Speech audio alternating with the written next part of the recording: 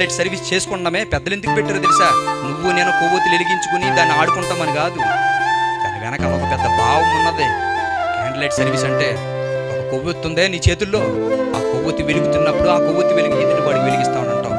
అలా అందరికీ వెలిగించుకుంటూ వెలిగించుకుంటూ వెలిగించుకుంటూ వెళ్ళండి. ఒకసారి ఏమవుతుంది? నీ క్యాండిల్, నీ చేతిలో ఉన్న కొవ్వొత్తు అరిగిపోయి ఆరిపోతుంది. ఒకసారి చివరికి వెళ్ళేసారి ఇమయానికి నీకున్నటువంటి ఆ కొవ్వొత్తు శుభ్రంగా అరిగిపోతుంది. ఆ కరిగిపోయినటువంటి అది కొంతసేపటికి ఆరిపోతుంది.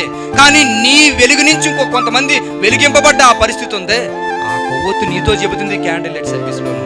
నువ్వు ఎలాగైతే అన్ని కొవ్వొత్తులు వెలిగించి నీ కొవ్వొత్తు ఎలా ఆరిపోతుందో, ఒక క్రైస్తవుడిగా నువ్వు వెలిగి అనేక మందిని వెలిగించి నువ్వు అలాగే కరిగిపోయి ఒక రోజు ఆరిపోవాలని జీవితం నిత్య జీవాన్ని సంపాదించుకోవడానికి క్రీస్తు గురించి ఇది కాదా నిజమైన క్రిస్మస్ అంటే?